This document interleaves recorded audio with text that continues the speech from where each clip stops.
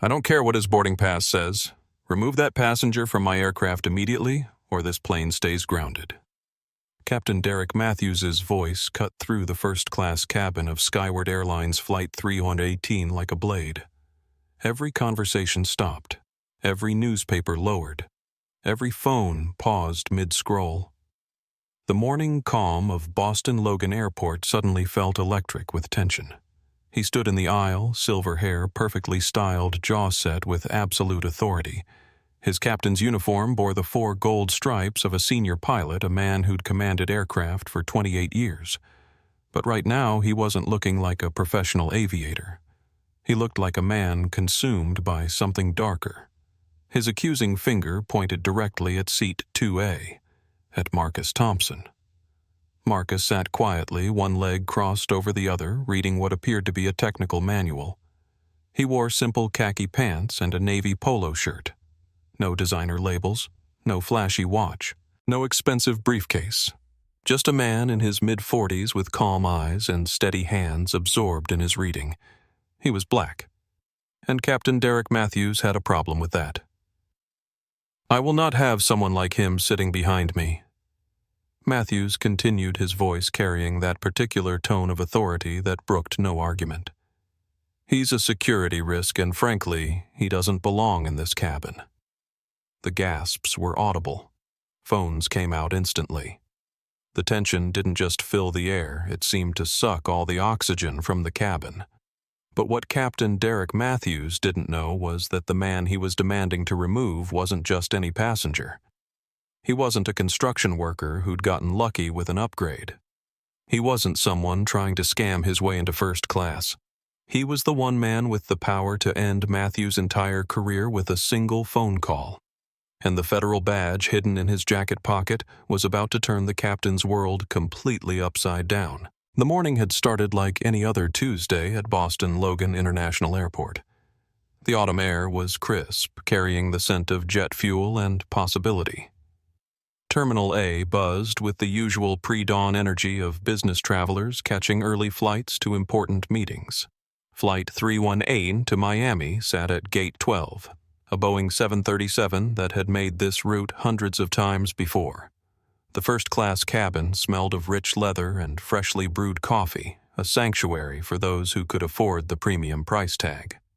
Marcus Thompson had arrived at the gate early, as was his habit. He'd checked in online, chosen his seat carefully, and boarded during the priority process without fanfare. He carried a single piece of luggage, a weathered leather briefcase that had seen years of travel and a thick manual tucked under his arm. To the casual observer, Marcus looked like middle management, maybe a regional sales director or a mid-level consultant. His clothes were neat but unremarkable. His posture was confident but not commanding. He had the kind of presence that blended into crowds, which was exactly what he wanted. He settled into seat 2A and opened his manual Federal Aviation Regulations, Passenger Rights, and Carrier Obligations. He'd read it dozens of times before, but today it wasn't for study. Today, it was for reference. The boarding process continued smoothly. Business travelers filled the premium cabin, settling into their oversized seats with the practiced ease of frequent flyers. Isabella Rodriguez, the lead flight attendant, moved through her pre-flight routine with professional efficiency. At 29, she'd been with Skyward Airlines for 8 years, working her way up from domestic routes to international flights. Isabella was Latina, born in El Salvador, but raised in Boston. She knew what it meant to work twice as hard for half the recognition. She'd seen discrimination in all its forms, both subtle and overt. But she'd also learned to navigate corporate politics to keep her head down and her opinions to herself. She had a mortgage to pay and a mother to support. The other passengers in first class represented the usual mix of wealth and privilege. In seat 1A sat Emma Sullivan, a tech executive in her 30s who'd built a corporate accountability software company from nothing. She had 500,000 social media followers and wasn't afraid to use her platform when she witnessed injustice. Seat 2B belonged to Richard Hawthorne, a hedge fund manager who treated flight attendants like servants and fellow passengers like inconveniences. He was the kind of man who believed money bought him the right to look down on others. Dr. David Park occupied seat 3A. A surgeon returning from a medical conference in Boston, he was quiet, observant, and possessed of the kind of moral clarity that comes from holding lives in your hands. In seat 1C, elderly Mrs. Eleanor Foster clutched her purse and tried to mind her own business. At 78, she'd seen enough of the world to recognize trouble when she smelled it. The junior flight attendant, Katie Williams, was 24 and idealistic. Fresh out of training, she still believed that airline policies existed to protect everyone equally. She looked up to Isabella as a mentor and tried to model her professional demeanor. Everything seemed routine. Everything seemed normal. Until Captain Derek Matthews emerged from the cockpit for his traditional first-class greeting. Matthews was the poster boy for Skyward Airlines' old guard. At 52, he represented everything the company wanted to project: experience, authority, competence. His silver hair was styled to perfection. His jawline could have been carved from granite. His uniform was pressed to military precision. He'd flown for 28 years, starting with regional carriers before working his way up to major airline captain. He'd survived mergers, downturns, and industry upheavals. He was a senior pilot, a Czech airman, and he let everyone know it. Matthews believed the sky belonged to him personally. He began his usual pre-flight ritual, working his way through the first-class cabin with practiced charm. He shook hands with Richard Hawthorne. "Good to see you again, Mr. Hawthorne. Smooth skies today." He winked at Emma Sullivan. "Ms. Sullivan, always a pleasure to have you aboard." Then he turned toward seat 2A. His smile vanished instantly. He looked at Marcus Thompson, then at the empty seat beside him, then back at Marcus. His eyes narrowed, taking in the casual clothes, the dark skin, the quiet demeanor, reading what looked like a technical manual. To Matthews, Marcus didn't look like a CEO or a diplomat. He didn't look like someone who belonged in first class. He looked like what Matthews privately called a mistake. Isabella Matthews snapped, not bothering to lower his voice. Isabella Rodriguez hurried over from the galley, her professional smile intact, but her eyes wary. She'd worked with Matthews before. She knew his moods. "Yes, Captain. Why is maintenance crew sitting in first class?" The cabin went dead silent. The hum of the auxiliary power unit seemed to fade away, replaced by a sudden heavy tension that pressed against everyone's eardrums. Conversations didn't just stop, they died mid-sentence. Marcus Thompson didn't look up from his manual. His jaw tightened once, almost imperceptibly. His fingers gripped the pages just a fraction tighter, but his voice remained steady, his posture unchanged. Isabella flushed pink. "Captain, that's Mr. Thompson. He's a passenger." Seat 2A. Matthews scoffed, a harsh, ugly sound that seemed to echo off the cabin walls. He stepped closer to Marcus, using his height and uniform to intimidate. "Let me see your ticket." Marcus slowly lowered his manual. He looked up, meeting Matthews' arrogant gaze with a calm that was somehow more terrifying than any outburst could have been. "I've already shown my ticket to the gate agent and the flight attendant captain. Is there a problem with the aircraft?" The question was perfectly reasonable. The tone was respectful. The words were chosen with precision. But Matthews heard something else entirely. "The problem," Matthews said, leaning in, so his voice dropped to a venomous whisper that somehow carried across the entire silent cabin, "is that I don't like liars. And I don't like people trying to game the upgrade. There is no way you purchased this seat legitimately." He straightened up, his voice returning to normal volume but losing none of its venom. "Did you use a stolen credit card? Employee fraud? Some kind of scam I haven't seen before?" Marcus closed his manual, carefully marking his place with deliberate precision. "I paid for my ticket the same as everyone else, Captain. I suggest you return to the cockpit. You're already 10 minutes behind schedule for pushback." The temperature in the cabin seemed to drop 10 degrees. No one spoke to Captain Derek Matthews like that. Not on his aircraft. Not ever. His face turned a deep shade of crimson that clashed with his silver hair. His hands clenched into fists at his sides. His voice, when it came, was low and dangerous. "Don't you tell me my schedule, boy." The word hung in the air like a slap. Boy. Not sir, not passenger, not even hey you, boy. A racial slur wrapped in false politeness. A word designed to diminish, to dehumanize, to put someone in their place. Emma Sullivan's hand moved to her phone. Dr. Park set down his newspaper. Mrs. Foster's knuckles went white on her purse handle. Richard Hawthorne leaned forward with interest, clearly entertained by the developing confrontation. Isabella Rodriguez felt something die in her stomach. She'd heard that tone before. She'd seen that look before.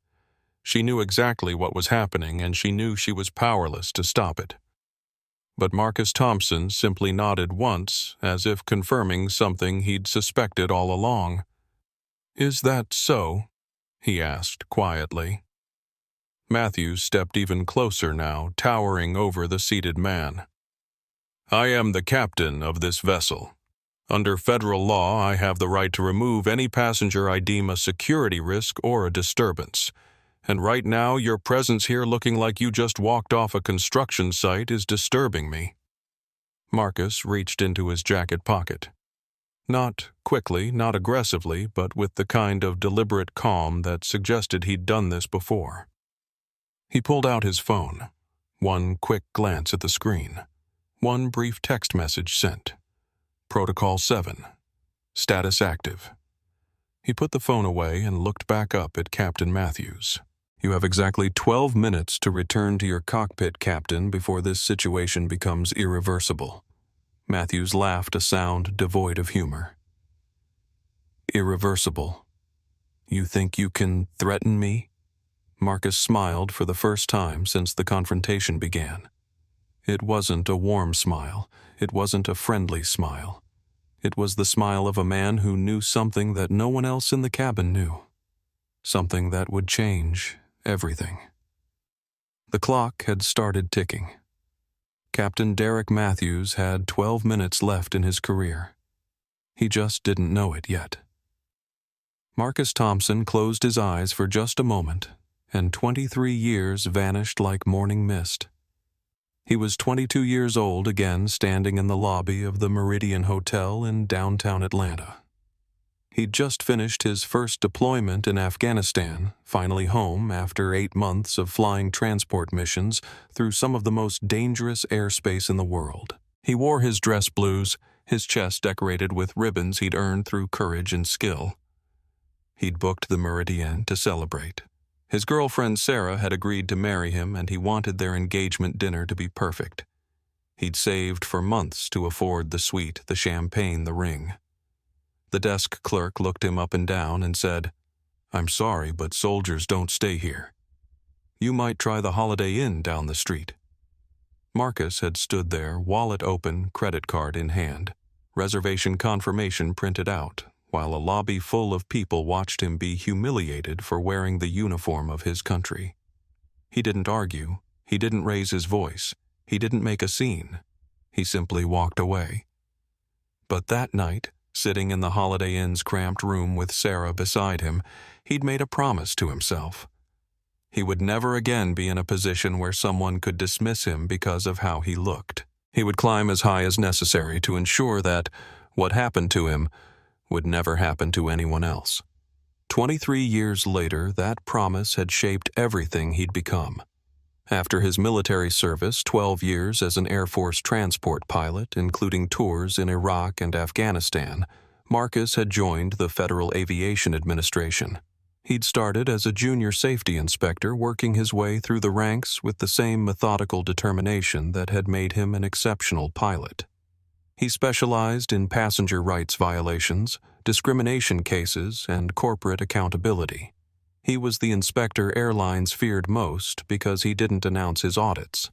He didn't give warnings. He simply showed up, observed, and documented. Over 15 years with the FAA, he'd investigated hundreds of cases.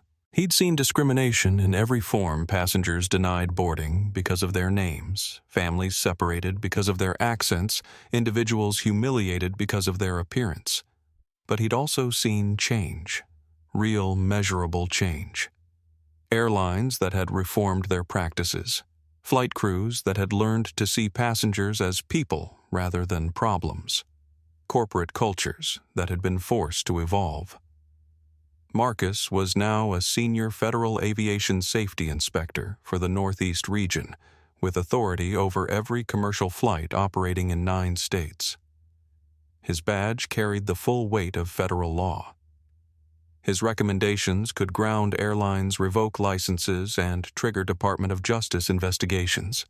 He was 45 years old, a widower raising a teenage daughter named Zoe. His wife, Sarah, the same Sarah from that hotel lobby 23 years ago, had died in a car accident 3 years earlier. Zoe was now 17, a senior in high school with plans to study law.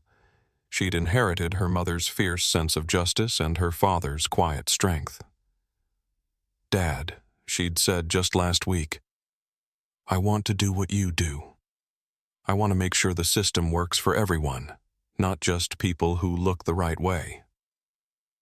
That conversation was why Marcus was on Flight 318 today. Skyward Airlines had received 47 formal complaints in the past 18 months regarding discriminatory treatment of minority passengers. 23 of those complaints specifically mentioned first-class discrimination.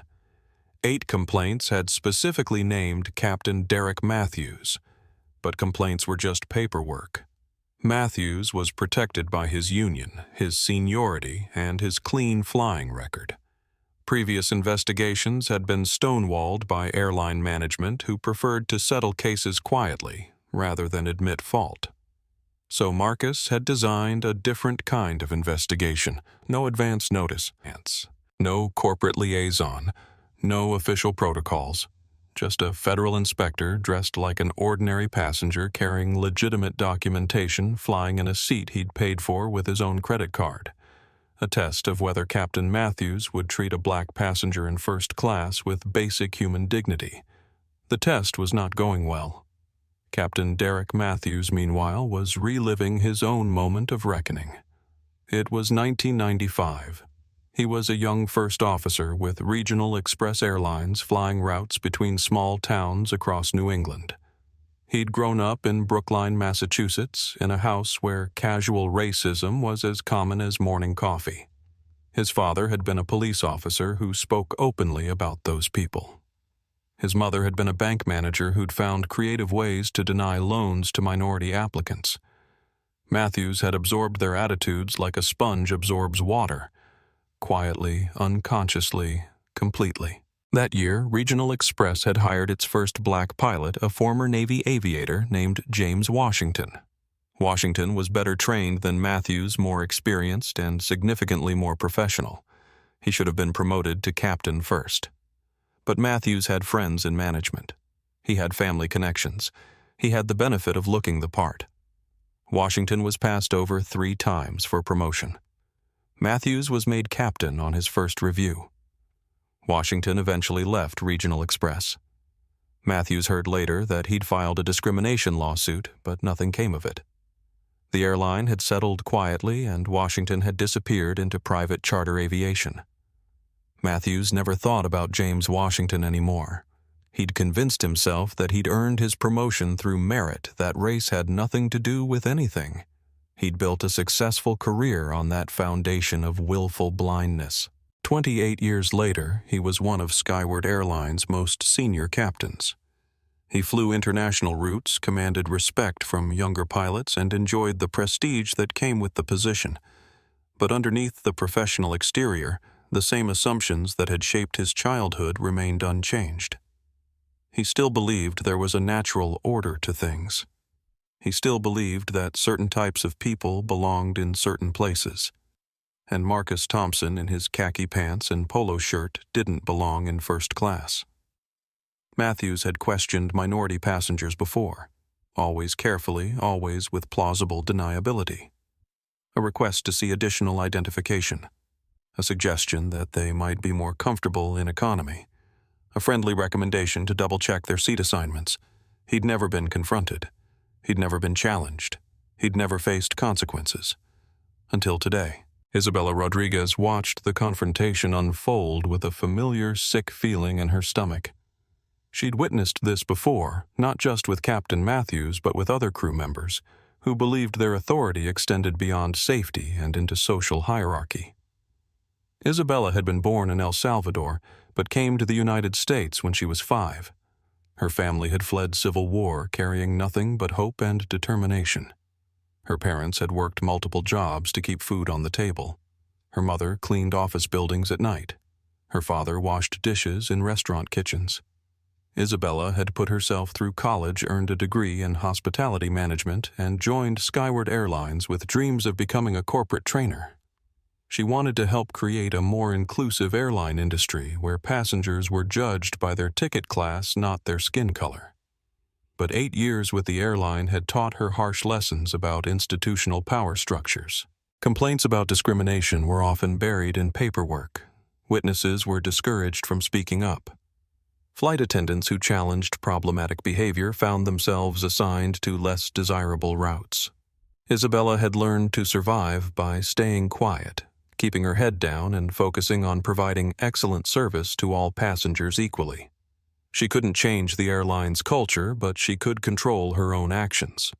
Now she was watching Captain Matthews cross lines that couldn't be uncrossed, and she was paralyzed by the impossible choice between job security and moral obligation. Emma Sullivan, meanwhile, was experiencing her own moment of recognition. At 34, Emma had built a successful technology company that specialized in corporate accountability software.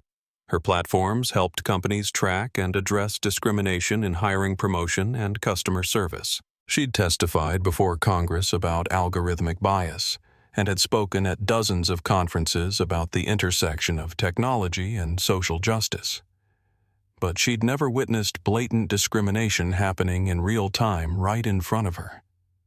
Emma had 547,000 followers across social media platforms. She understood the power of documentation, the importance of witnesses, and the potential for viral content to drive real change. Her finger hovered over the live button on her phone. Dr. David Park sat in seat 3A, watching the confrontation with the analytical mind of a surgeon. At 41, he'd spent his career making split-second decisions under pressure. He understood the importance of precise observation and accurate documentation. As a Korean-American, Dr. Park had faced his own share of discrimination in the medical field. Patients who'd asked for a real American doctor. Colleagues who'd assumed he was a medical student rather than an attending physician. Department heads who'd consistently overlooked him for leadership positions. He'd learned to document everything, every slight, every bias, every institutional barrier, not out of paranoia, but out of necessity. In medicine, as in life, the truth was often obscured by those in power. Now he was watching a federal case unfold in real time, and his training kicked in. He began taking detailed notes. Richard Hawthorne represented everything wrong with privilege in America. The 50-year-old hedge fund manager had inherited his father's investment firm and his grandfather's sense of entitlement. He genuinely believed that wealth made him superior to those who had less. He'd never faced real consequences for his behavior, never been held accountable for his attitudes, never been forced to examine his own biases. He lived in a bubble of assumed superiority, surrounded by people who enabled his worst impulses. To Hawthorne, the confrontation between Matthews and Marcus was entertainment, a chance to watch someone be put in their place. He had no idea that he was about to become a documented example of bystander complicity and discrimination. Mrs. Eleanor Foster was 78 years old and had lived through the civil rights era. She'd seen lynchings on television, watched integration battles play out in schools and restaurants, witnessed both the worst and best of American humanity. She'd raised 4 children to judge people by their character rather than their appearance. She'd volunteered with civil rights organizations in the 1960s.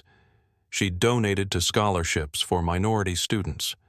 But she'd also learned to keep quiet when confronted with discrimination in public spaces. Too many times she'd seen people who spoke up face retaliation, harassment, or worse. So she'd developed the habit of bearing witness silently, of remembering what she saw, of carrying the truth even when she couldn't speak it. Now, at 78, she was watching history repeat itself in the first-class cabin of a commercial airliner. Katie Williams was 24 years old and still believed the world was fundamentally fair. She'd graduated from college with a degree in hospitality management and joined Skyward Airlines because she wanted to help people travel safely and comfortably. Her training had covered passenger rights, anti-discrimination policies, and conflict resolution. She'd memorized the employee handbook, practiced de-escalation techniques, and promised herself she would always stand up for what was right. But theory was different from reality. Policy was different from practice. And watching Captain Matthews systematically humiliate a passenger was forcing her to confront the gap between what she'd been taught and what she was witnessing. Marcus Thompson sat quietly in seat 2A, reading his Federal Aviation Regulations manual, while around him the various passengers and crew members wrestled with their own moments of truth. He'd conducted hundreds of these audits over his 15-year career. He knew how they typically unfolded. The pattern was always the same: assumption, escalation, discrimination, and then, when confronted with authority, desperate backtracking. But this audit felt different, more personal, more charged. Maybe it was because of his conversation with Zoe the week before. Maybe it was because of the sheer blatancy of Matthews' behavior. Maybe it was because he was tired of seeing the same patterns repeat themselves year after year. Or maybe it was because he could still remember standing in that hotel lobby 23 years ago, feeling small and powerless while people watched him be humiliated. Today, he wasn't powerless. Today, he carried the full authority of the federal government. Today, he could do more than just walk away. He checked his phone. Protocol 7 was now active. His entire team was monitoring the situation in real time. Audio and video recording had begun. Legal support was standing by. Captain Derek Matthews had 11 minutes left in his career. The countdown continued. Captain Matthews returned to the cockpit, but not to prepare for departure. Through the small window in the cockpit door, passengers could see him on the radio.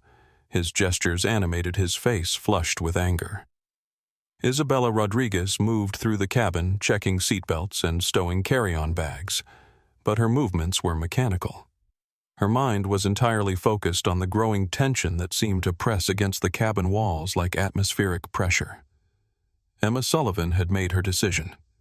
Her finger tapped the live button on her phone, and immediately her followers began joining the stream. Within 30 seconds, she had 50 viewers. Within 2 minutes, she had 500. "I'm on Flight 318 from Boston to Miami," she whispered into her phone, angling the camera to capture seat 2A, where Marcus Thompson continued reading his manual. "And I'm witnessing what appears to be racial discrimination by the captain against a first-class passenger." The comments began immediately. "Are you serious? Call the airline? This is 2024. How is this still happening? Record everything." Marcus noticed. The phone pointed in his direction but didn't react. He'd seen this pattern before. In the age of social media, discrimination rarely happened without documentation. The question wasn't whether it would be recorded, but whether the recording would be enough to drive real change. Captain Matthews emerged from the cockpit with a tablet in his hand and steel in his eyes. He'd made his decision. He would not be questioned. He would not be challenged, and he would not allow his authority to be undermined by anyone, regardless of their skin color. "Isabella," he called out, his voice carrying the full weight of his position. "I need to speak with you immediately." Isabella hurried over, her professional smile strained. "Yes, Captain. I want a complete verification of Seat 2A's documentation. Full background check through airline security. Cross-reference his credit card with the passenger manifest. I want to know how he really got that seat." Isabella glanced toward Marcus, who appeared to be absorbed in his reading. Sir, his documents have already been verified at the gate. His credit card authorized properly. His frequent flyer. I don't care what the computer says, Matthews interrupted. Computers can be fooled. Credit cards can be stolen. I want manual verification from airline security. Emma Sullivan's live stream viewers had grown to over 3,000. The comments were coming too fast to read, but the sentiment was clear. Outrage, disbelief, and demands for accountability. The captain is now demanding additional verification of the passenger's documents, Emma narrated quietly. The passenger has done nothing except sit quietly and read. This is pure racial profiling happening in real time. Dr. Park had moved from taking notes to recording audio on his phone. As a medical professional, he understood the importance of creating an unimpeachable record. Whatever was happening here would likely end up in court, and accuracy would be crucial. Richard Hawthorne was enjoying the show. He leaned back in his seat, sipping his complimentary champagne, watching Matthews assert his authority. In Hawthorne's worldview, this was how things should work. People should know their place, should accept their position in the social hierarchy, should defer to their betters. About time someone checks these people, he muttered just loud enough for his seatmates to hear. Mrs. Foster's hands trembled slightly as she clutched her purse. She'd seen this before decades ago, but the pain of recognition was fresh. The casual cruelty, the institutional power used as a weapon, the way decent people stayed silent while someone was methodically dehumanized. Katie Williams approached Isabella hesitantly. What's happening? Why is the captain so upset? Isabella's voice was tight with strain. He wants additional verification of Mr. Thompson's documents. But why? He hasn't done anything wrong. Keep your voice down, Isabella whispered. Just do your job. But Katie was young enough to still believe that doing her job meant protecting passengers from discrimination, not enabling it. She looked toward seat 2A, where Marcus Thompson continued reading as if nothing was happening around him. Matthews returned to Marcus with tablet in hand, flanked by Isabella like she was his backup. His approach was theatrical, designed to intimidate and humiliate. Sir, he said, his voice loud enough to ensure the entire first-class cabin could hear. I need to verify your identity and payment method. Please present your driver's license, credit card, and any additional identification you may have. Marcus slowly lowered his manual and looked up at Matthews. His expression was perfectly calm, but something had shifted in his eyes, a coldness that hadn't been there before. Captain, I've already provided the required identification to your airline's representatives. My documentation has been verified and accepted. Is there a specific safety concern that requires additional verification? The question was perfectly reasonable, professionally phrased, and completely devastating in its implications. By asking about safety concerns, Marcus was forcing Matthews to justify his demands in terms of aviation security, rather than personal prejudice. Matthews felt the ground shifting beneath him, but he was too committed to back down now. I have concerns about the authenticity of your documents. Present your identification immediately, or I'll call airport security to remove you from this aircraft. Emma Sullivan's live stream now had 8,000 viewers. She zoomed in on Matthew's face, capturing every expression, every gesture, every word. The captain is now threatening to have airport security remove a passenger who has committed no crime except being black in first class, she narrated. This is exactly the kind of discrimination that drives people away from air travel. Marcus reached into his wallet and calmly produced his driver's license and credit card. He handed them to Matthews without comment, his movements deliberate and controlled. Matthews examined the documents with theatrical intensity, turning them over, holding them up to the light, comparing the photo to Marcus's face multiple times. This could be fraudulent, he announced to the cabin. These days anyone can fake an ID. Isabella, call airline security. I want these documents verified through multiple databases. The cabin erupted in whispers. Other passengers were now openly staring, their conversations forgotten. The delay was becoming impossible to ignore. Dr. Park stood up. As a surgeon, he was accustomed to speaking with authority in crisis situations. Captain, as a medical professional, I've reviewed many identification documents. Those appear to be legitimate government-issued credentials. What specific indicators suggest fraud? Matthews whipped around to face him. Sit down, Doctor. This doesn't concern you. Actually, it does, Dr. Park replied calmly. I'm a passenger on this aircraft, and I'm witnessing what appears to be discriminatory treatment. As a citizen, I have both the right and the obligation to observe and document potential civil rights violations. Emma Sullivan's live stream exploded with comments. Her viewer count had jumped to over 15,000 as word spread across social media platforms. The captain just told a doctor to sit down for questioning potential discrimination, she narrated. Other passengers are now getting involved. This is escalating quickly. Marcus watched the interaction with growing interest. He'd designed the audit to test Matthew's response to a single black passenger, but it was becoming clear that the captain's bias extended far beyond racial profiling. Matthews was exhibiting a pattern of authoritarian behavior that suggested deeper problems with impulse control and respect for passenger rights. Isabella returned from the galley with a phone, her hands shaking slightly. Captain, I have airline security on the line. Matthews grabbed the phone. This is Captain Matthews on Flight 318. I need immediate verification of passenger documents. Seat 2A. Possible fraudulent identification and credit card theft. He listened for a moment, then held out the phone toward Marcus. Security wants to speak with you. Marcus took the phone calmly. This is Marcus Thompson. How can I help you? The conversation was brief and professional. Marcus provided his social security number, answered basic identity verification questions, and confirmed his credit card's security code. Then he handed the phone back to Matthews. Matthews listened to the security officer's response, his face growing progressively redder. Are you sure double-check the credit card authorization? What do you mean no flags? Run it through the fraud database again. The conversation continued for several more minutes, with Matthews becoming increasingly agitated as security confirmed that all of Marcus's documentation was legitimate, his credit card was valid, and his identity was verified. Finally, Matthews hung up the phone and glared at Marcus. They say everything checks out, but I'm not convinced. Something doesn't add up here. Dr. Park spoke up again. Captain, what exactly doesn't add up? His identification is valid, his credit card is legitimate, and his ticket was properly purchased.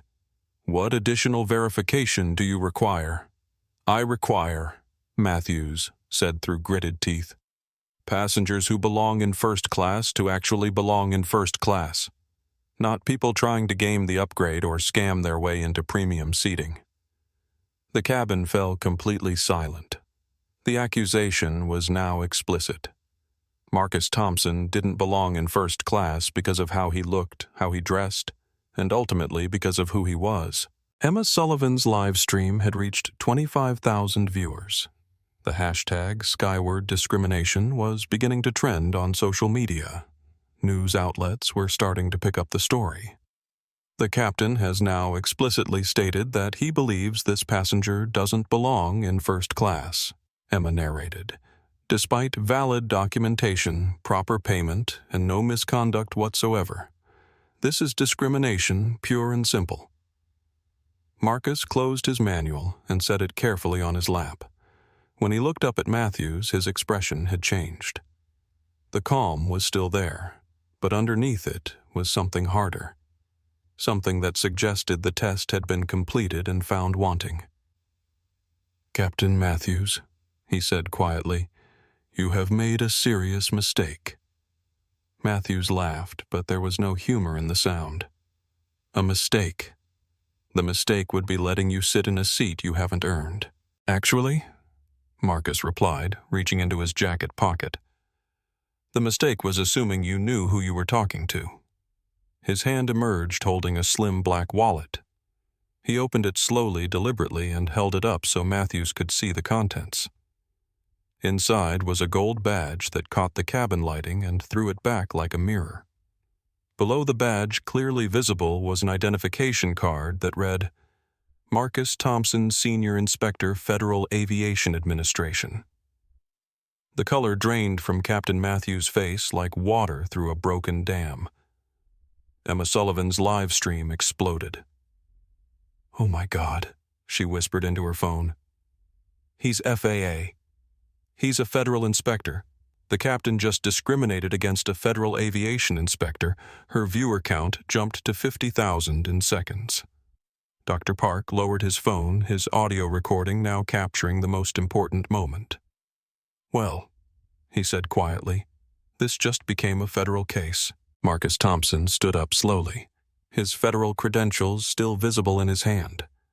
When he spoke, his voice carried a different quality than before. Not louder, but deeper. Not angry, but absolutely authoritative. "Captain Derek Matthews, badge number 4738. You are currently under Federal Aviation Safety Audit for passenger rights compliance. This interaction has been recorded and documented. You have just failed that audit in the most spectacular manner possible." Matthews staggered backward as if physically struck. This can't be happening. You can't be." "I can, and I am," Marcus replied. "Senior Federal Aviation Safety Inspector Marcus Thompson, Northeast Region. I've been conducting an unannounced compliance audit of Skyward Airlines passenger treatment protocols."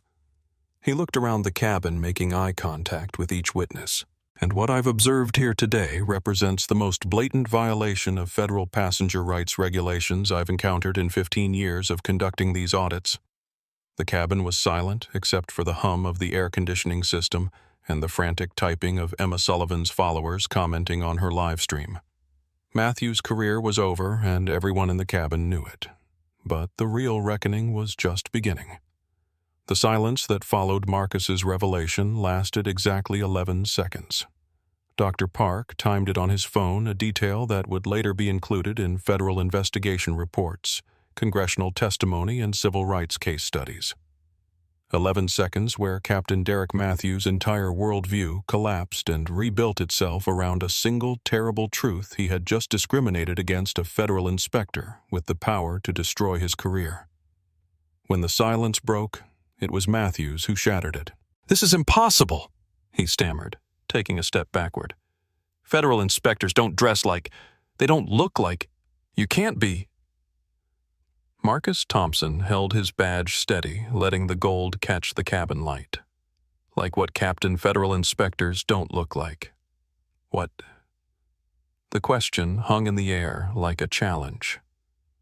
Around the cabin, phones were recording, passengers were watching, and social media was exploding with real-time coverage of a federal aviation safety audit gone catastrophically wrong for the airline. Emma Sullivan's live stream had reached 90,000 viewers. The comments were coming too fast to read, but she caught fragments. "This is insane. Captain is about to be destroyed. Federal inspector just played the ultimate reverse card, RIP to this pilot's career." Isabella Rodriguez stood frozen between her loyalty to the airline and her growing realization that she was witnessing history. 8 years of keeping her head down, of navigating corporate politics, of staying silent in the face of discrimination, all of it was crashing down around her as she watched a federal inspector methodically document her captain's bias. Katie Williams, the junior flight attendant, felt something fundamental shift in her understanding of how power worked. She'd been trained to see the captain as the ultimate authority on the aircraft, the final word on all decisions. But now she was watching that authority crumble under the weight of federal oversight. Dr. Park continued his audio recording while simultaneously taking detailed notes. As a surgeon, he was trained to document critical events with precision. What he was witnessing would likely become evidence in multiple investigations, and accuracy would be crucial. Richard Hawthorne had stopped smiling. The hedge fund manager was beginning to realize that his earlier comments supporting the captain had been recorded and were now part of a federal investigation. His entertainment was rapidly becoming his potential liability. Mrs. Foster clutched her purse and remembered other moments like this one. moments when authority figures who seemed untouchable suddenly discovered they were very touchable indeed. She'd lived through the civil rights era, through integration battles, through the slow, painful progress of American justice. This felt like another of those watershed moments. Marcus reached into his briefcase and produced a tablet computer. His movements were calm, methodical, professional. "Captain Matthews, I'm now going to read you the specific violations I've observed during this audit." He looked down at his screen, then back up at Matthews. Violation 1. Racial profiling of passenger in violation of Department of Transportation Regulations, Section 382. 7. Regarding non-discrimination in air travel. Matthews' mouth opened and closed like a fish out of water. I didn't mean, it wasn't about race. Violation 2. Marcus continued without pausing. Harassment of passenger in violation of federal passenger rights protections under 14 CFR Part 250. I was conducting a security check. Matthews protested. Violation 3. Abuse of captain's authority to intimidate passenger based on racial characteristics in violation of Civil Rights Act provisions regarding public accommodations. Emma Sullivan's live stream viewer count hit 150,000. News outlets were now actively monitoring the stream. The hashtag Federal Inspector Disrespected was trending nationwide. He's reading the violations like a federal indictment, Emma narrated quietly. This captain just went from authority figure to defendant in real time. Marcus continued reading from his tablet. Violation 4. Creating hostile environment for passenger based on protected characteristics in violation of both federal regulations and airline industry standards. Now wait just a minute, Matthews said, his voice cracking. You didn't identify yourself as federal law enforcement. You're required to. Actually, Captain, I'm not. Marcus looked up from his tablet with the patience of someone who'd had this conversation many times before. Federal aviation inspectors conducting compliance audits are specifically not required to identify themselves during the observation period. The entire purpose is to evaluate normal operating procedures. He gestured around the cabin. And your normal operating procedures, Captain, appear to include systematic discrimination against minority passengers in first class. Dr. Park raised his hand slightly. Inspector Thompson, as a witness to these events, I can confirm that Captain Matthews demonstrated clear racial bias. His initial assumption was that a black passenger in first class must be committing fraud. Thank you, Dr. Park, Marcus replied. Your witness statement will be included in my report. Isabella Rodriguez finally found her voice. Inspector Thompson, I want to state for the record that Mr. Thompson's documentation was properly verified at the gate and by our crew. There was never any legitimate reason to question his presence in first class. Matthews whipped around to stare at Isabella. What are you doing? You're my crew. I'm a professional flight attendant, Isabella replied, her voice steady despite her shaking hands. And I witnessed discrimination. I have an obligation to report what I saw. Katie Williams stepped forward. I also witnessed the discrimination. Captain Matthews made assumptions based on appearance and race. I've never seen anything like this in my training. Matthews looked around the cabin, desperately seeking support, finding only witnesses to his downfall. This is insane! I'm the captain! I have authority on this aircraft! Marcus closed his tablet and looked directly at Matthews. Captain, your authority extends to aviation safety, not to civil rights violations. And what you've demonstrated here has nothing to do with safety and everything to do with prejudice. He stood up, his federal credentials still visible. I'm now going to inform you of the immediate consequences of your actions. Matthews's face had gone completely white. Consequences? First, Marcus said, consulting his tablet again. I'm recommending immediate suspension of your pilot's license pending full federal investigation. You can't do that. I can, and I am.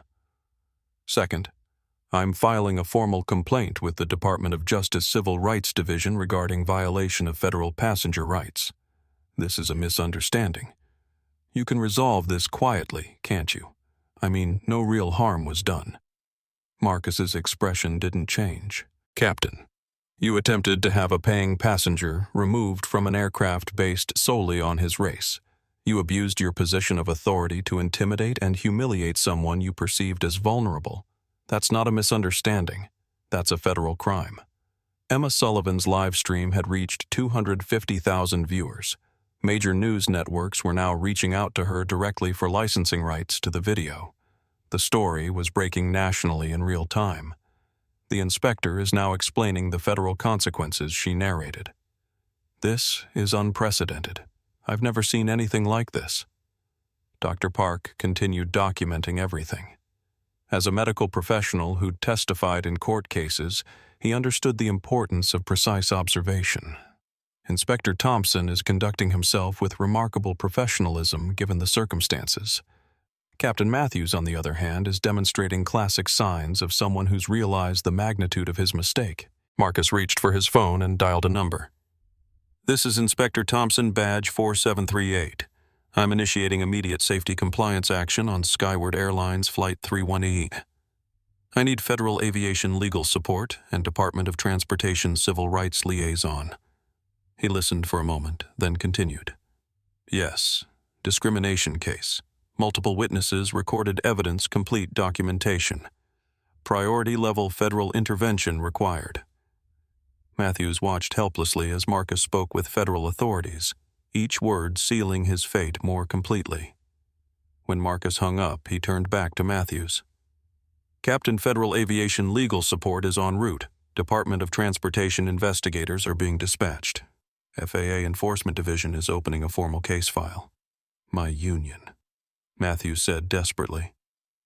"I need to call my union representative." "You have that right," Marcus agreed. "But I should inform you that discriminatory conduct is specifically excluded from union protection under federal aviation regulations. Your union can provide legal counsel, but they cannot protect you from federal civil rights charges." Richard Hawthorne, who had been silent since the revelation, finally spoke up. "Look, Inspector, surely we can handle this reasonably. Captain Matthews is a good pilot with a long record. Maybe some additional training."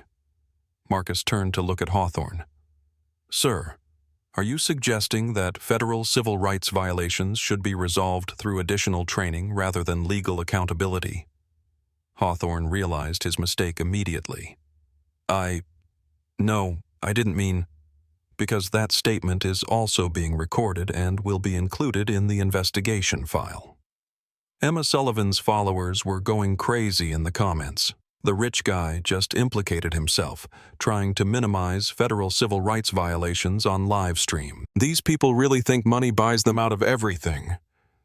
Mrs. Foster finally spoke, her elderly voice carrying clearly across the cabin. "Young man," she said, addressing Marcus, "in my 78 years I've seen discrimination take many forms, but I've rarely seen it challenged so effectively. You've done something important here today." Marcus nodded respectfully. "Thank you, ma'am. But this isn't about me. It's about ensuring that every passenger is treated with dignity, regardless of how they look or where they come from." Matthews made one last desperate attempt. "Inspector Thompson, I have 28 years of flying experience. I have a clean safety record. This was a mistake in judgment, not what you're making it out to be." Marcus considered this for a moment. "Captain, let me ask you something. In those 28 years, how many other minority passengers have you questioned inappropriately? How many other people have you humiliated based on your assumptions about who belongs where? Matthew's silence was answer enough. "That's what I thought," Marcus said quietly. "This wasn't a mistake, Captain. This was a pattern. And patterns of discrimination require institutional intervention, not personal apologies." The cabin fell silent again as the full weight of the situation settled over everyone. Captain Derek Matthews, who had started the day as a respected senior pilot, was now facing federal investigation, license suspension, and civil rights charges. All because he'd assumed a black man in first class must be committing fraud. Marcus Thompson sat back down in seat 2A and reopened his manual. "Captain, I suggest you contact your union representative and legal counsel. Federal investigators will want to interview you within the next few hours." Matthews stood there for another moment, looking around the cabin at the witnesses to his downfall before slowly walking back toward the cockpit. His career was over, and everyone knew it. But the real consequences were just beginning. The cockpit door closed behind Captain Matthews with a soft click that somehow sounded like a prison cell locking. Through the small window, passengers could see him slumped in his chair, his head in his hands, the weight of his destroyed career pressing down on his shoulders. Marcus Thompson returned to his Federal Aviation Regulations manual as if nothing had happened, but the atmosphere in the cabin had changed completely. What had been a routine morning flight had become a documented federal case with witnesses, recordings, and evidence that would reshape how discrimination in aviation was prosecuted. Emma Sullivan's live stream had reached 400,000 viewers and was climbing. News outlets worldwide were now monitoring the feed, and her phone was buzzing with interview requests from CNN, MSNBC, Fox News, and international media. The hashtag Skyward Discrimination was trending in 17 countries. "I want to be clear about what we just witnessed," Emma said into her camera, her voice steady despite the magnitude of the moment. "A federal aviation inspector was discriminated against by an airline captain, and we watched it happen in real time. This isn't alleged discrimination. This isn't a he said, she said situation. This is documented, recorded witness discrimination against a federal law enforcement officer." The comments were pouring in faster than anyone could read. "This is going to change everything." That pilot just ended his own career. Federal inspector played the long game, justice in real time. "This is better than any movie." Dr. Park had filled several pages of notes and continued recording audio. As a surgeon who'd testified as an expert witness in multiple court cases, he understood the legal significance of what they'd witnessed. "This represents a perfect case study in institutional discrimination," he said quietly. "Clear documentation, multiple witnesses, federal authority, and recorded evidence. This will likely become precedent in civil rights law." Isabella Rodriguez stood in the galley, her hands shaking as she realized her 8-year career with Skyward Airlines had just taken a dramatic turn. She'd witnessed her captain commit federal crimes, and she'd chosen to testify against him. There would be consequences, but for the first time in years, she felt like she'd done the right thing. Katie Williams, the junior flight attendant, was experiencing a complete transformation in her understanding of corporate power structures. "Isabella," she whispered, "what happens now to us? I mean, to the airline?" Isabella looked around the cabin, taking in the passengers with their phones out. The federal inspector calmly reading his manual, the empty cockpit where their captain sat in ruins. "I think," she said slowly, "everything changes." Richard Hawthorne was frantically texting his lawyers. As a hedge fund manager who'd built his career on reading situations and managing risk, he understood that his recorded comments supporting discrimination could destroy his business. His wealthy clients didn't tolerate public relations disasters, especially ones involving federal civil rights violations. Mrs. Foster sat quietly, but her mind was active. At 78, she'd lived through the entire arc of American civil rights progress from segregation through integration to the present day. She'd seen moments like this before, moments when individual courage intersected with institutional accountability to create real change. "Young people today," she said to no one in particular, "they don't understand how important moments like this are. How many people suffered in silence before someone with authority was willing to stand up?" Marcus looked up from his manual and caught her eye. "Mrs. Foster. Eleanor Foster. Mrs. Foster. Would you be willing to provide a witness statement for the federal investigation? Absolutely, she replied without hesitation. I've seen enough discrimination in my life to recognize it immediately, and I've lived long enough to know how rare it is to see justice happening in real time. Marcus's phone rang. He glanced at the caller ID and answered immediately. Inspector Thompson. The entire cabin fell silent, straining to hear his side of the conversation. Yes, sir. Complete documentation. Multiple witnesses. Live streamed to over 400,000 viewers. Yes, sir, I believe this represents the most comprehensive discrimination case we've developed. Immediate license suspension recommended. Full DOT civil rights investigation. Yes, sir, I'll remain on scene until federal support arrives. He hung up and looked around the cabin. That was the FAA regional administrator. Federal investigators are en route to Boston Logan. Department of Transportation civil rights investigators are being dispatched from Washington. This case is now a federal priority.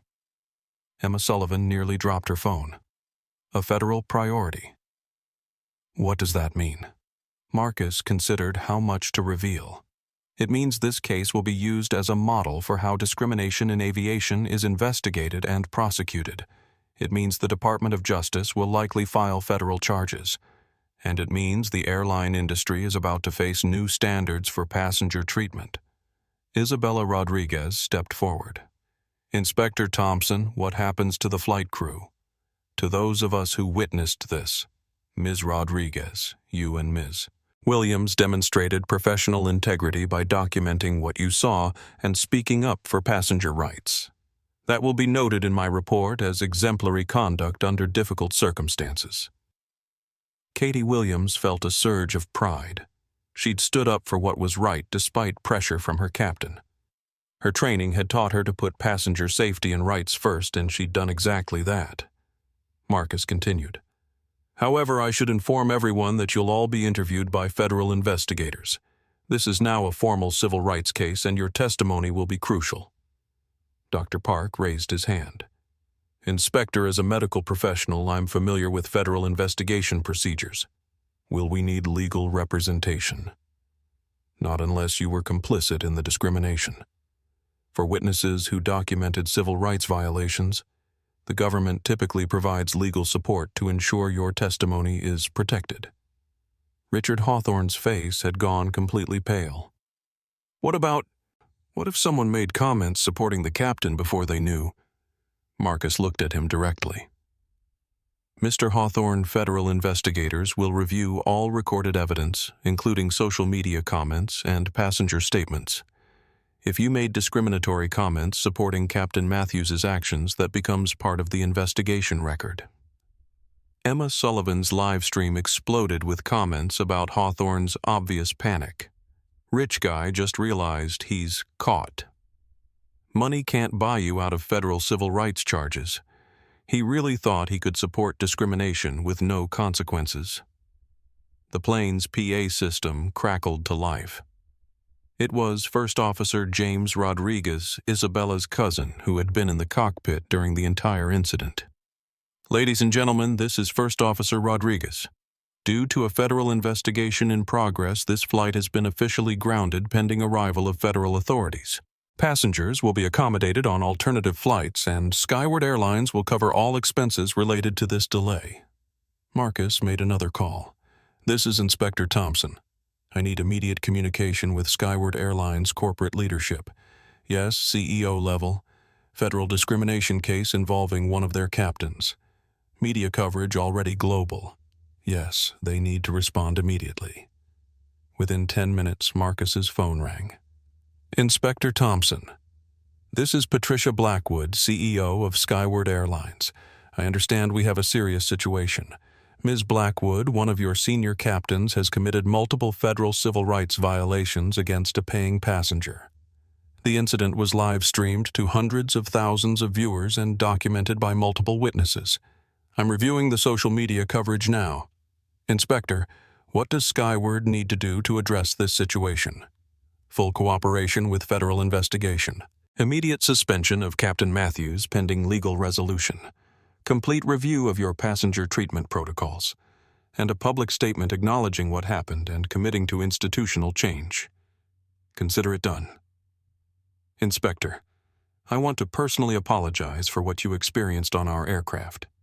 This does not represent Skyward Airlines' values. Ms. Blackwood, I appreciate the apology, but this incident reveals institutional problems that go beyond one pilot. Federal investigators will want to review your complaint history training protocols and response procedures for discrimination cases. Emma Sullivan's followers were now over 600,000, with major news networks picking up the story globally. The incident was becoming a landmark case in aviation civil rights watched by millions of people worldwide. Marcus hung up and addressed the cabin. Skyward Airlines CEO has been notified. Captain Matthews is being immediately suspended. Federal investigators should arrive within the hour. Mrs. Foster raised her hand. Inspector Thompson, I have a question. Will this case actually change anything, or will it just be quietly settled like so many others? Marcus smiled for the first time since the incident began.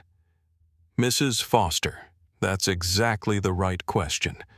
And I can tell you that because this case was documented so thoroughly with so many witnesses and broadcast to so many people, it can't be quietly settled. This becomes a public record that changes how aviation discrimination is prosecuted nationwide. Isabella Rodriguez felt something shift inside her.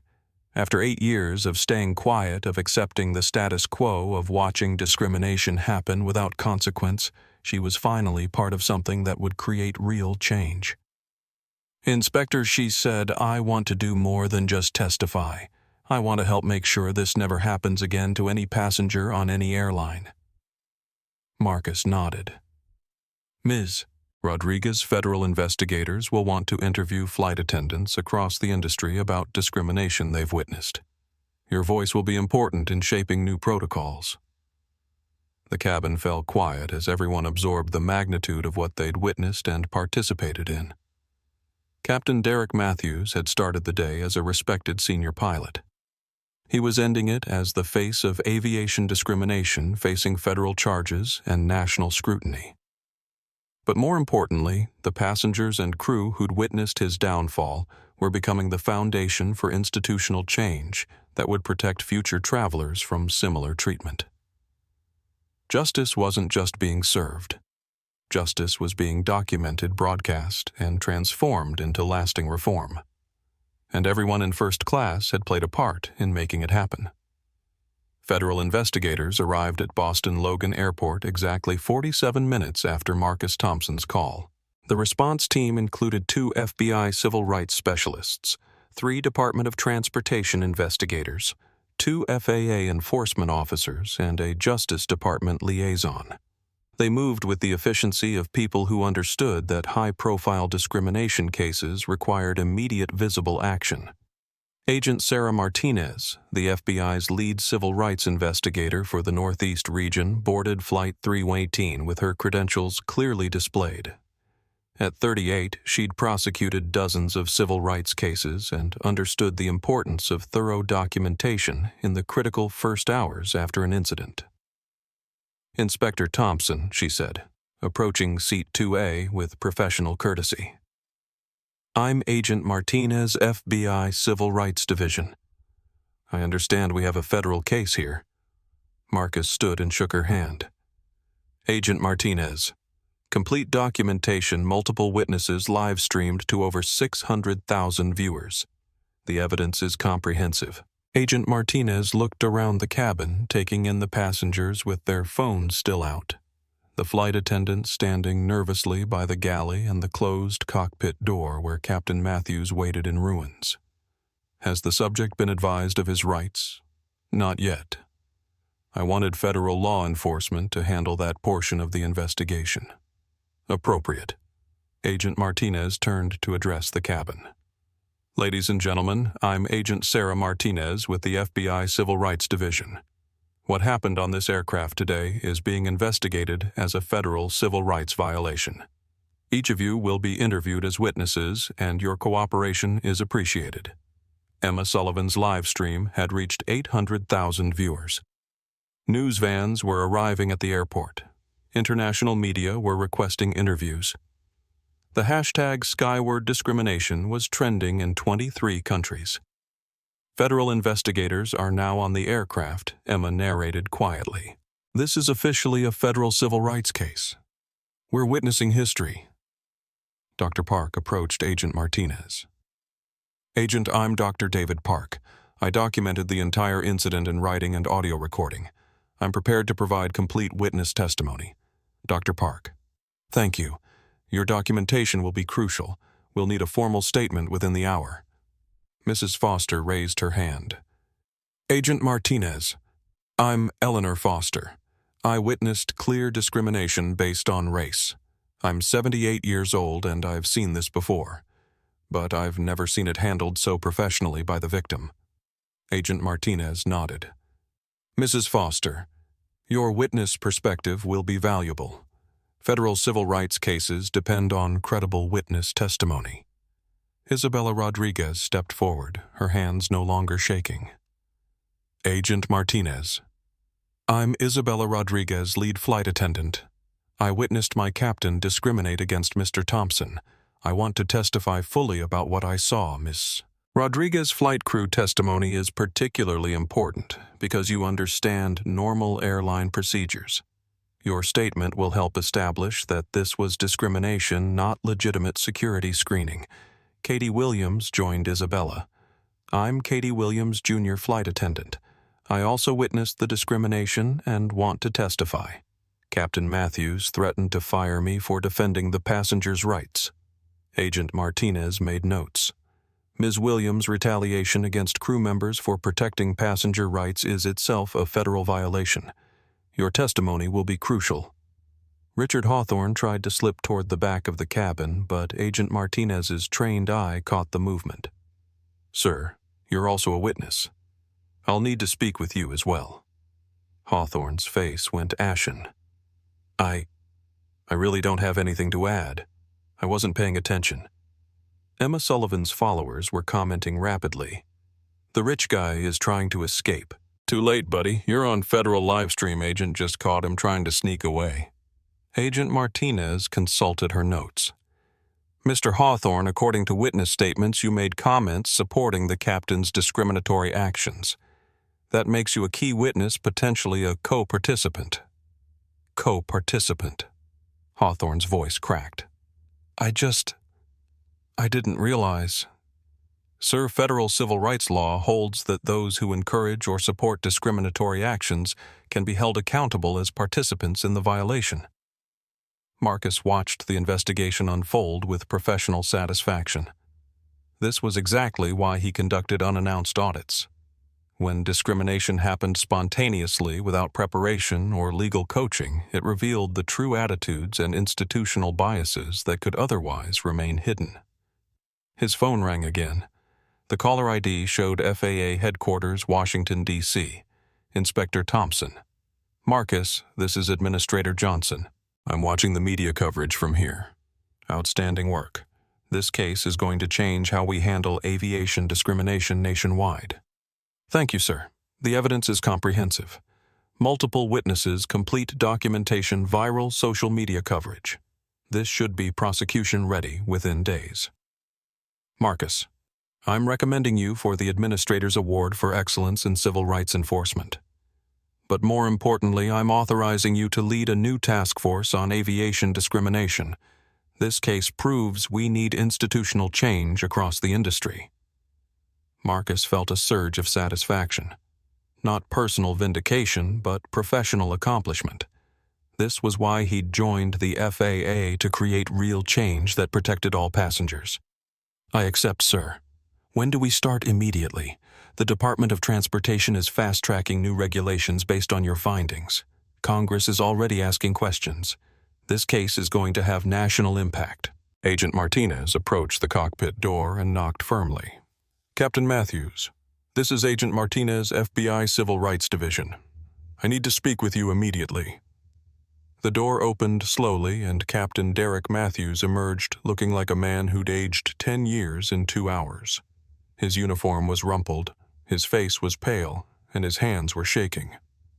"Captain Derek Matthews," Agent Martinez said formally, "you are under federal investigation for civil rights violations, under 18 U.S.C. Section 245, deprivation of rights under color of law. You have the right to remain silent. You have the right to an attorney. Anything you say can and will be used against you in federal court." The Miranda rights reading was broadcast live to nearly 1 million viewers worldwide. Emma Sullivan's followers were witnessing a federal arrest in real time. "This is unprecedented," Emma whispered into her camera. A commercial airline captain being read his rights for discriminating against a passenger. "I've never seen anything like this." Matthews looked around the cabin, desperately seeking some escape from his nightmare. But everywhere he looked, he saw witnesses to his discrimination. Federal investigators documenting his crimes and phones recording his downfall. "I want a lawyer," he said quietly. "That's your right, Captain. You're being transported to federal detention pending formal charges. Your pilot's license is immediately suspended pending investigation outcome." 2 FBI agents escorted Matthews off the aircraft in handcuffs. The image of a senior airline captain being arrested for discrimination was captured by dozens of passengers and broadcast globally within minutes. Agent Martinez turned back to the cabin. "Ladies and gentlemen, formal interviews will begin immediately. Your cooperation in this federal investigation is appreciated and will help ensure justice is served." Marcus's phone buzzed with a text from his daughter Zoe. "Dad, you're all over social media. You did something amazing today. I'm proud of you." He smiled and texted back, "Justice isn't about punishment, sweetheart.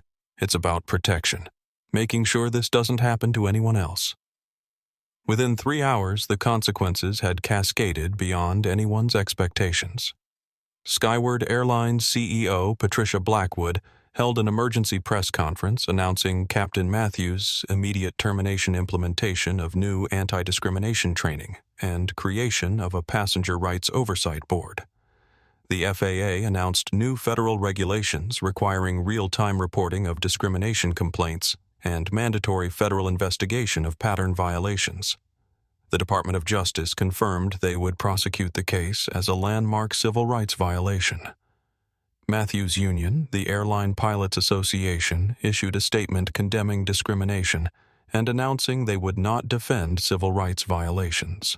International aviation authorities reached out to request training on the Thompson Protocol for investigating discrimination.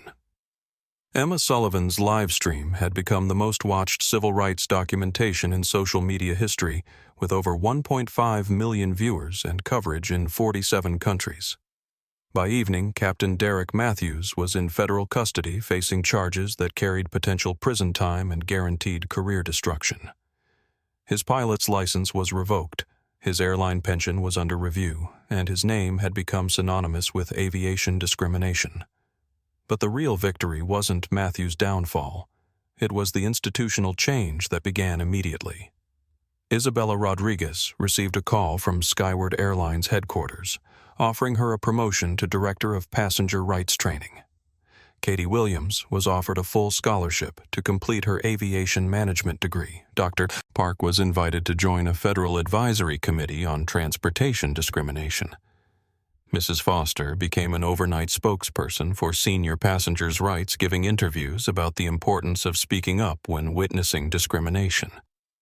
Even Richard Hawthorne, facing potential federal charges for supporting discriminatory actions, announced he would donate $1 million to civil rights organizations as acknowledgement of his poor judgment. Marcus Thompson sat in the airport hotel that evening writing his federal investigation report. But more importantly, he was drafting the framework for new aviation civil rights protocols that would protect every passenger who flew in American airspace. His daughter Zoe called as he finished writing. "Dad, I watched the news coverage. You changed everything today." "No, sweetheart. Marcus replied, looking out at the airport where planes continued to arrive and depart carrying passengers who would now be protected by new standards his investigation had created. We all changed everything. Every witness who spoke up, every person who refused to stay silent, every voice that demanded justice. Is this what you meant when you said your job was about protection? Marcus smiled. Exactly what I meant. Today we protected everyone who flies from being treated the way I was treated. That's worth more than any punishment we could give to one discriminatory pilot. Justice wasn't just served on Flight 318. Justice was institutionalized, documented, and transformed into lasting protection for every passenger who would ever board an aircraft in the United States. And it all started with a federal inspector who refused to accept that being black meant he didn't belong in first class. 6 months after the incident on Flight 318, Marcus Thompson stood before a joint session of the House Transportation and Senate Commerce Committees delivering testimony that would reshape aviation civil rights enforcement for generations. Senators, representatives. He began his voice carrying the same calm authority that had confronted Captain Matthews. The incident involving Skyward Airlines was not an aberration. It was a symptom of institutional failures that have allowed discrimination to flourish in commercial aviation for decades. Behind him, a large screen displayed statistics that shocked the lawmakers over 847 discrimination complaints filed with the Department of Transportation in the previous year, with resolution rates below 12%. The Thompson Protocol, implemented after his viral confrontation, had already prevented 847 additional incidents through real-time intervention and mandatory federal investigation procedures. Committee Chairwoman Senator Patricia Williams leaned into her microphone. Inspector Thompson, how has the aviation industry responded to the new federal requirements? Marcus clicked to his next slide showing dramatic improvements across all major carriers. Senator, compliance has been remarkable. When discrimination carries immediate federal consequences, airline behavior changes rapidly. We're seeing 89% reduction in discrimination complaints, 94% improvement in passenger satisfaction scores among minority travelers, and zero-tolerance policies implemented across the industry. Representative James Martinez raised his hand. Inspector, what about international implementation? Are other countries adopting the Thompson Protocol? Representative Martinez, 23 nations have requested training on our discrimination investigation procedures. The International Civil Aviation Organization has adopted our framework as the global standard. American aviation civil rights enforcement is now the world model. The hearing was being broadcast live on C-SPAN with Emma Sullivan, providing commentary for her 2.3 million social media followers. She'd parlayed her Flight 318 documentation into a successful career as a civil rights advocate and media commentator.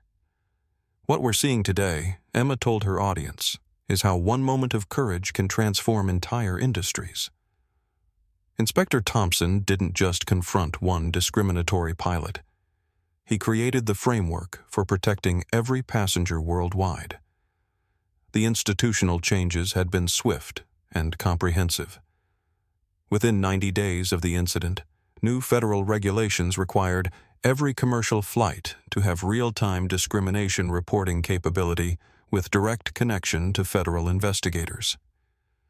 Mandatory quarterly bias training for all airline personnel with federal oversight and testing requirements. Zero-tolerance policies for discrimination with automatic federal investigation for any violation. Passenger Bill of Rights posted in every cabin in multiple languages with federal enforcement contact information. Anonymous reporting tools with federal protection for whistleblowers and witnesses.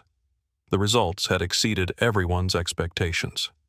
Passenger confidence in air travel had increased dramatically, particularly among minority travelers who had previously avoided flying due to discrimination concerns. Airlines initially resistant to the changes discovered that treating all passengers with dignity actually improved their bottom line. Skyward Airlines, under CEO Patricia Blackwood's leadership, had become the industry model for transformation.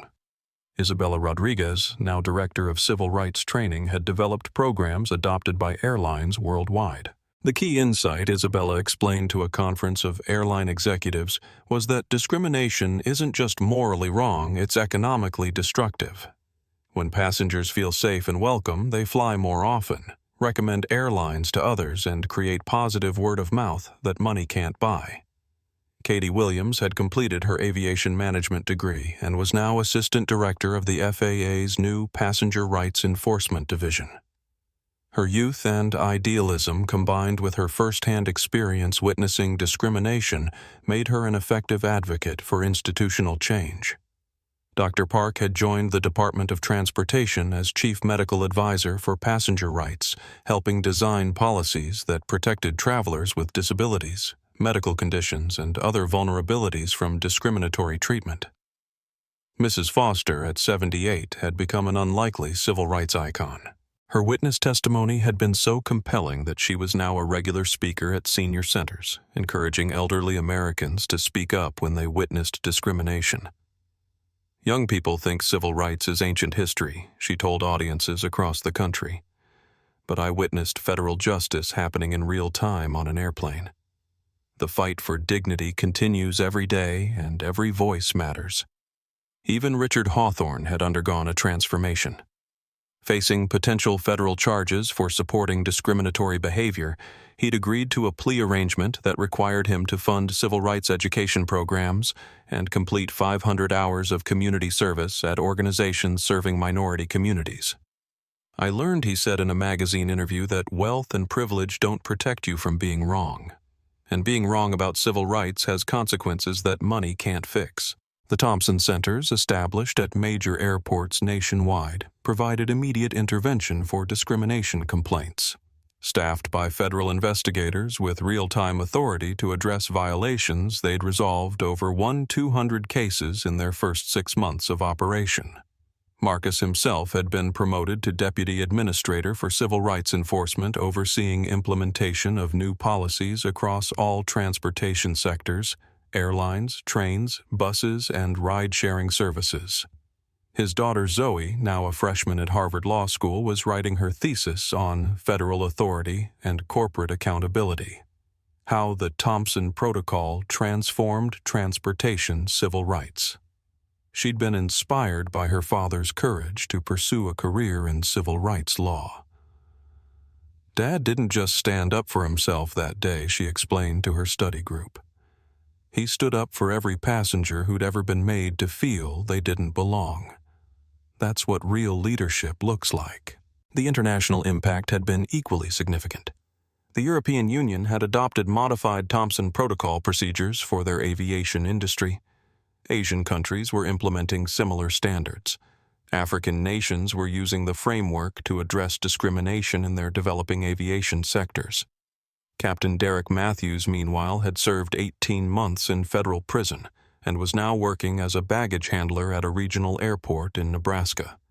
His pilot's license had been permanently revoked, his airline pension had been forfeited, and his name had become a cautionary tale taught in aviation schools worldwide.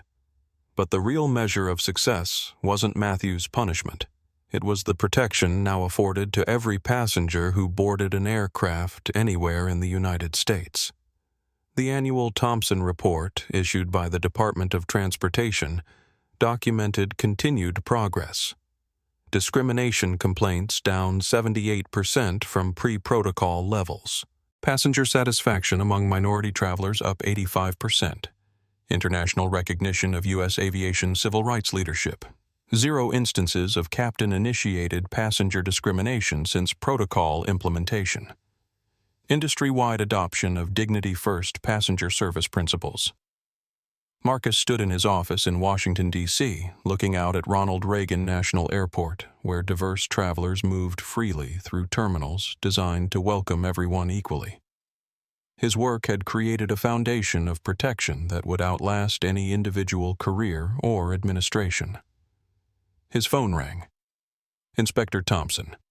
This is Secretary Rodriguez from the Department of Transportation. The President would like to see you next week. He's considering nominating you for a new position, Director of National Transportation Civil Rights. Marcus smiled. "I'd be honored, Madam Secretary. Inspector, your work has transformed how America thinks about civil rights in transportation. The President wants to expand that model to all federal agencies." After hanging up, Marcus reflected on the journey from that morning on Flight 318 to this moment. One instance of courage supported by witnesses willing to speak up had created protections for millions of travelers. But the most important change wasn't in policy or procedure. It was in understanding. The incident had demonstrated that discrimination wasn't just a relic of the past. It was an ongoing challenge that required ongoing vigilance. And when good people stood up, spoke out, and demanded justice, the entire framework could change quickly and permanently. Emma Sullivan, now covering civil rights issues for major networks, often reminded her audience of the deeper lesson. The Thompson Protocol didn't just protect passengers from discrimination. It proved that individual courage combined with institutional authority and public witness can transform entire frameworks overnight.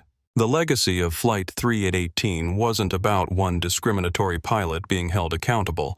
It was about creating a world where no passenger would ever again be told they didn't belong in a seat they'd paid for.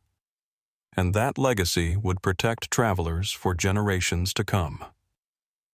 1 year to the day after the incident on Flight 318, Marcus Thompson boarded the exact same flight Boston to Miami, Skyward Airlines Seat 2A.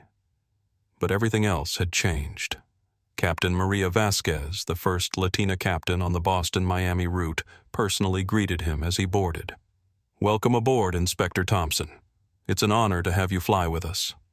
Isabella Rodriguez, now Chief Training Officer for Skyward Airlines, supervised a diverse crew that had been trained in the new Thompson Protocol standards. Every flight attendant understood that passenger dignity was their primary responsibility, even before safety demonstrations. Emma Sullivan, covering the anniversary flight for national media, documented the transformation with the same phone that had broadcast the original discrimination to the world. "This is what justice looks like," she told her 3.2 million followers. "Not just punishment for wrongdoing, but institutional change that prevents future victims."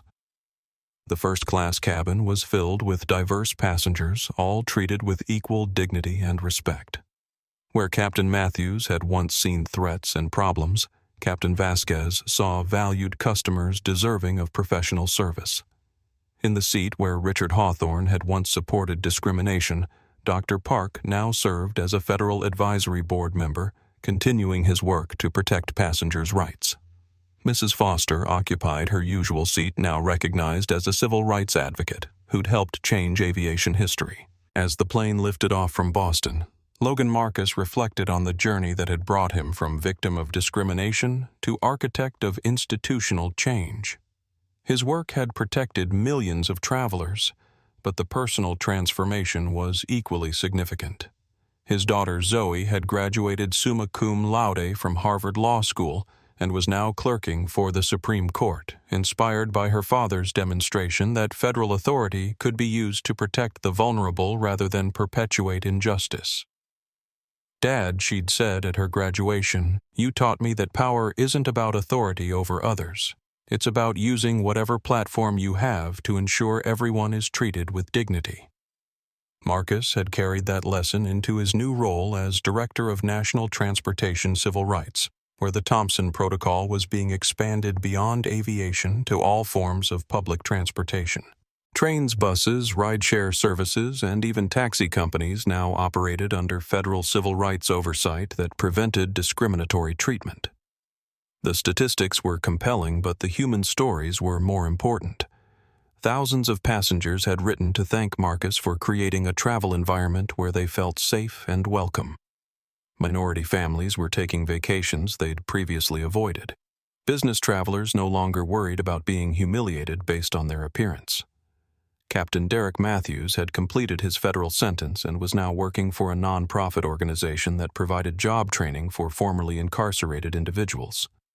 His mandatory community service had evolved into genuine commitment to civil rights advocacy. I spent 28 years believing that some people didn't belong in certain places, Matthews said in a documentary about aviation discrimination. Inspector Thompson taught me that the only person who didn't belong was someone who treated others with disrespect. The transformation hadn't been limited to aviation. The Thompson Protocol had become a model for addressing discrimination in housing, employment, education, and healthcare. Federal agencies across government had adopted similar rapid response mechanisms for civil rights violations. International impact had been equally significant. The United Nations had requested Marcus to lead a global task force on transportation discrimination. Countries worldwide were implementing Thompson Protocol standards, creating an international network of civil rights protection for travelers. But perhaps the most important change was cultural. A generation of young Americans had grown up seeing discrimination challenged immediately and effectively. The viral footage of Marcus confronting Captain Matthews was taught in schools as an example of how individual courage could create institutional change. The lesson of Flight 318. Marcus often told audiences, isn't that discrimination can be prevented by perfect policies. It's that discrimination must be confronted by real people willing to speak truth to power. As the anniversary flight descended toward Miami, Marcus received a text from Administrator Johnson. Marcus, the President is announcing the National Civil Rights Medal ceremony next week. You're the first recipient. Congratulations on changing America. Marcus smiled and showed the text to Isabella Rodriguez, who was conducting the safety demonstration with the professionalism that had helped her rise from flight attendant to corporate trainer. Inspector, she said, you know what the real victory is. It's not awards or recognition. It's that passengers don't have to be afraid anymore. They don't have to wonder if they'll be humiliated for their skin color or discriminated against for their appearance. They can just travel. The plane touched down in Miami smoothly, and Marcus gathered his belongings. The same weathered briefcase, the same federal regulations manual, the same calm presence that had confronted discrimination and emerged victorious. But now those tools served a different purpose. Instead of documenting discrimination, they prevented it. Instead of investigating violations, they created protections. Instead of reacting to injustice, they built frameworks that promoted dignity for everyone. As passengers deplaned, many stopped to shake Marcus's hand or take photos with the man who'd transformed their travel experience. Children pointed him out to their parents. That's Inspector Thompson. He's the one who made flying fair for everyone. Marcus Thompson walked through Miami International Airport, past Thompson Centers, staffed with federal investigators, under signs posting passenger rights in multiple languages through terminals designed to welcome travelers of every background. He'd started his career investigating individual cases of discrimination. He was ending it having created institutional protections that would outlast any single case or career. Justice wasn't about revenge or punishment. Justice was about creating a world where everyone belonged, where dignity was protected, and where power served people rather than prejudice. And as Marcus walked toward his connecting flight, another routine trip on another American airline now bound by Thompson Protocol standards, he knew that his promise had been kept. No one would ever again be dismissed or diminished for the way they looked or where they came from. The sky belonged to everyone now, and that was the only legacy that mattered. If you've witnessed discrimination or been treated unfairly because of who you are, your voice matters. If you've stayed silent when others were being mistreated, you have the power to speak up. And if you believe everyone deserves to be treated with dignity, share this story because change happens when good people refuse to accept injustice. Hit that like button if this story moved you. Subscribe for more stories of courage, justice, and the power of standing up for what's right. Share this video with someone who needs a reminder to stay humble and treat others with respect. Because in a world where discrimination still exists, every voice raised for justice makes the framework a little more fair for everyone. Justice isn't about having a badge or federal authority. Justice is about having the courage to say this is wrong when it matters most, and that power belongs to all of us. Don't forget to ring the notification bell so you never miss these powerful stories of real people creating real change. Together, we can build a world where everyone belongs.